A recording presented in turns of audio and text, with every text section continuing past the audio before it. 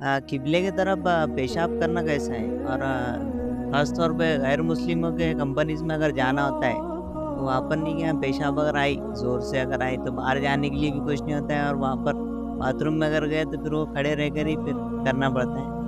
मैंने सवाल किया कि क़िबले रुख होकर पेशाब करना कैसा है?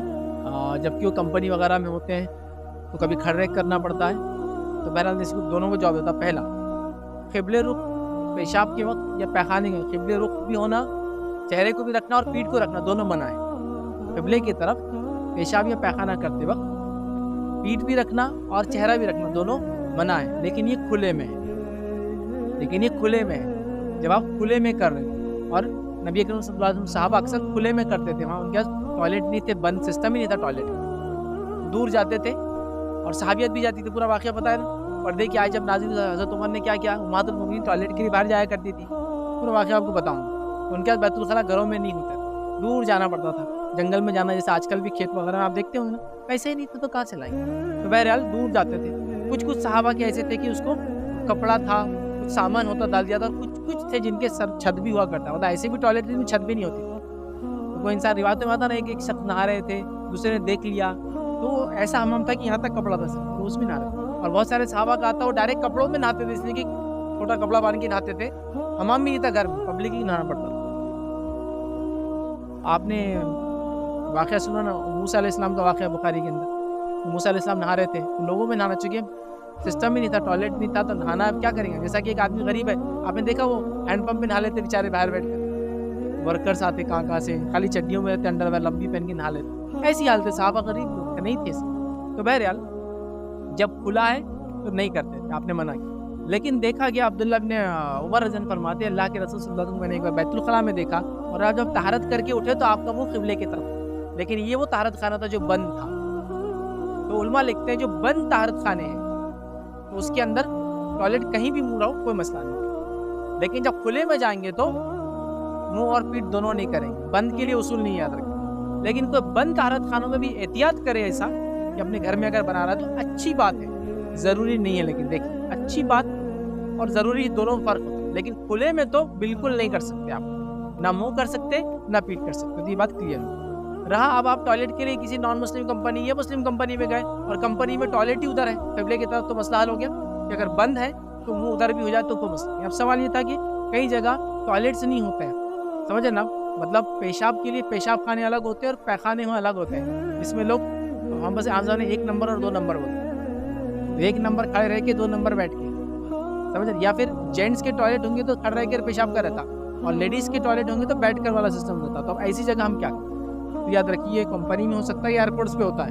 एयरपोर्ट्स में तो ऐसा होता है कि 2 बैतुल ख़ला, मतलब 2 पैखाने आम ज़बान में होते हैं, या 3 पैखाने होते हैं, और 8-10 यूरिनल्स बोलते हैं। यूरिनल्स मतलब वो पॉट लगे हुए होते हैं, वो होते हैं। अब होता क्या है कि अगर आप पैखाने की लाइन में लगो तो मिनटों खड़ा रहना पड़ता है, और आपको आया हुआ है पेशाब, फ्लाइट भी है और सारे मसाइल, और पेशाब को आप रोक कर काम नहीं कर सकते, समझे ना? उसके कई नुकसान में एक नुकसान, एक तो ब्लैडर टाइट हो जाता है, हरकत, मोबिलिटी। दूसरा क्या होता है, केराटिनिन लेवल, एक उसके अंदर एक अज्जा होता है पेशाब में, जब अगर आप पेशाब को रोक लेते हैं तो वो लेवल बढ़ के ब्लड में चला जाता है, जिसके नतीजे में आप अब्यूसिव हो जाते हैं, गालियाँ निकलती मुँह से।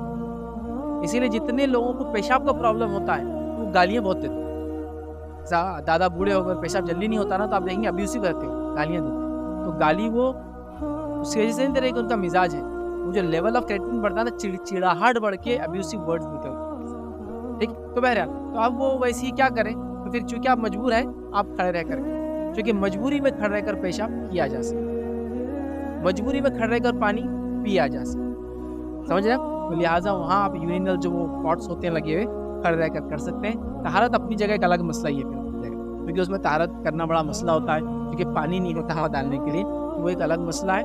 उसके लिए आप तैयारी करें, और ये मसला आपको, आप यूरोपियन कंट्रीज़ में चले जाएँ, वहाँ चाहे पैखाना हो, चाहे यूरिनल से पानी कहीं भी नहीं होता, सब जगह टिश्यू पेपर होते हैं। तो वहाँ तो ऐसा सीरियस मसला है कि आपको टिश्यू से ही पोंछना पड़ता है।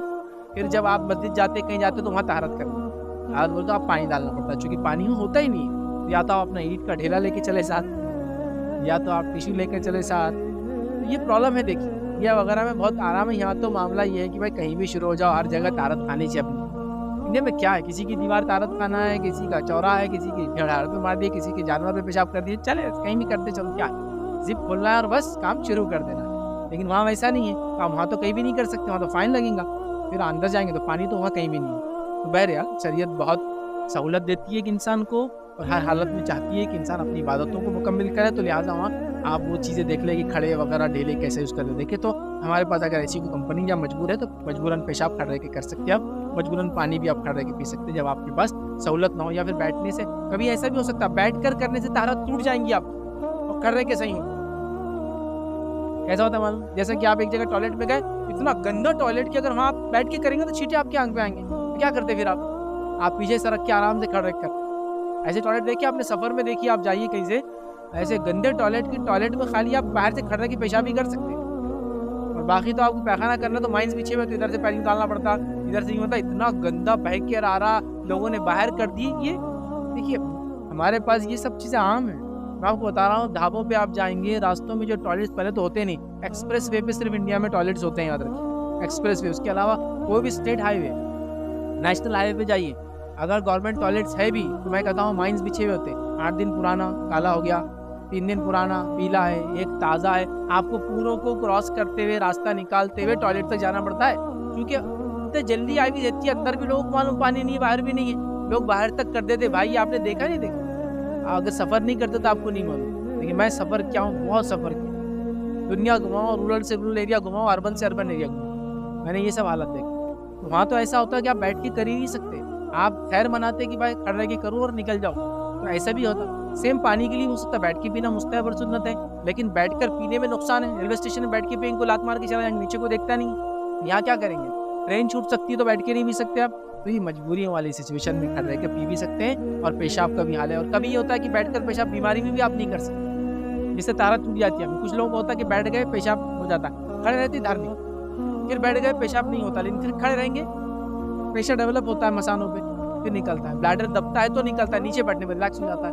बहुत से लोग मस्जिद में देखिए तारत करते फिर खड़े हो, फिर बैठते फिर खड़े हो, ताकि वो पूरा निकालना चाहते हैं। किसी को प्रॉब्लम ही होता है कि वो बैठ के नहीं होता है, खड़े रहकर ही होता है। समझिए आप बात।